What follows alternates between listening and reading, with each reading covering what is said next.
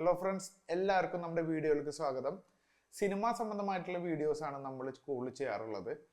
അതിൽ കൂടുതലും റൂൾസും ട്യൂട്ടോറിയൽസും ഒക്കെയാണ് നമ്മൾ ചെയ്യാറുള്ളത്. അപ്പോൾ സിനിമ പഠിക്കണമെന്ന് ആഗ്രഹമുള്ള ആളുകൾക്ക് ധൈര്യമായിട്ട് നമ്മുടെ ചാനൽ സബ്സ്ക്രൈബ് ചെയ്യാം. അതുപോലെ തന്നെ നമ്മുടെ ഇൻസ്റ്റാഗ്രാം ഒക്കെ ഫോളോ ചെയ്യാം. അപ്പോൾ നമുക്ക് വീഡിയോയിലേക്ക് കിടക്കാം. എന്താണ് ഹാൻഡ് ഹെൽഡ് ഷോട്ട് എന്നും അതിൻ്റെ ഗുണങ്ങളും ദോഷങ്ങളും എന്താണെന്നും ഇനി അതിലെ പ്രശ്നങ്ങൾ എങ്ങനെ സോൾവ് ചെയ്യാമെന്നൊക്കെയുള്ളതാണ് ഇന്നത്തെ വീഡിയോ എന്ന് പറയുന്നത്. ഹാൻഡ് ഹെൽഡ് ഷോട്ട് എന്ന് പറയുന്നത് വലിയ കോംപ്ലിക്കേറ്റഡ് ആയിട്ടുള്ള കാര്യമൊന്നുമല്ല. നമ്മുടെ ട്രൈപോഡോ സ്ലൈഡറോ അല്ലെങ്കിൽ ഗിംബിളൊന്നും യൂസ് ചെയ്യാതെ കൈകൊണ്ട് ഇങ്ങനെ ഷൂട്ട് ചെയ്യുന്നതാണ് ഈ ഹാൻഡ് ഹെൽഡ് ഷോട്ട് എന്ന് പറയുന്നത്. ഹാൻഡ് ഹെൽഡ് ഷോട്ട് എന്ന് നമ്മൾ ചിന്തിക്കുമ്പോൾ തന്നെ നമ്മൾ മനസ്സിൽ വരുന്ന ഒരു കാര്യം എന്താണെന്ന് വെച്ചാൽ, ചെറിയ ബഡ്ജറ്റ് സിനിമകൾ അല്ലെങ്കിൽ ചെറിയ മൂവികൾ, ഇതിലൊക്കെ തന്നെ ബഡ്ജറ്റ് കുറയ്ക്കാൻ വേണ്ടിയിട്ട് നമ്മൾ ഹാൻഡിൽ ഷൂട്ട് ചെയ്യുന്നതാണ് എന്നാണ്. പക്ഷെ അത് മാത്രമല്ല ഹാൻഡ് ഹെൽഡ് ഷോട്ടുകളുടെ പർപ്പസ് എന്ന് പറയാം. നമുക്ക് സിനിമകളിൽ വരുന്ന ചില ഷോട്ടുകളിൽ നമ്മൾ പർപ്പസ്ഫുള്ളി നമ്മൾ ഈ ഹാൻഡ് ഹെൽഡ് ഷോട്ട് നമ്മൾ യൂസ് ചെയ്യാറുണ്ട്.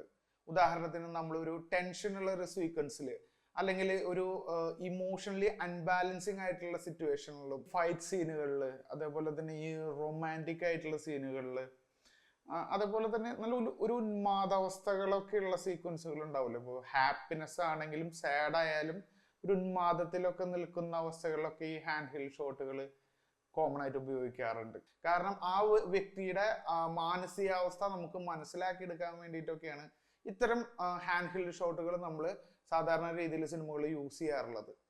ഷോർട്ട് ഫിലിമുകളിലും സിനിമകളിലും നമ്മൾ ബഡ്ജറ്റ് കുറയ്ക്കാനായിട്ട് നമ്മൾ ഹാൻഡ് ഹെൽഡ് ഷോട്ടുകൾ ഉപയോഗിക്കാറുണ്ടെന്ന് നേരത്തെ നമ്മൾ പറഞ്ഞിട്ടുണ്ടായിരുന്നു.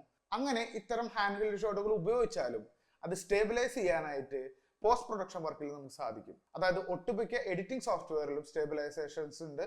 അപ്പൊ അത് യൂസ് ചെയ്തിട്ട് നമുക്ക് ഈ ഷോട്ട് സ്റ്റഡി ആക്കാനായിട്ട് സാധിക്കും. അപ്പൊ അതുകൊണ്ട് തന്നെ നമുക്ക് ചെറിയ ബഡ്ജറ്റ് ഷോർട്ട് ഫിലിമുകളിൽ ഇത് യൂസ് ചെയ്യുന്നതുകൊണ്ട് ഒരു തരത്തിലുള്ള പ്രശ്നങ്ങളും ഇല്ല. നമുക്ക് അത്യാവശ്യം നീറ്റ് ആയിട്ടുള്ള ഒരു വർക്ക് കിട്ടും, അതും ചെറിയ ബഡ്ജറ്റിൽ. അപ്പോൾ അടുത്ത വീഡിയോയിൽ കാണാം. Tata, bye bye.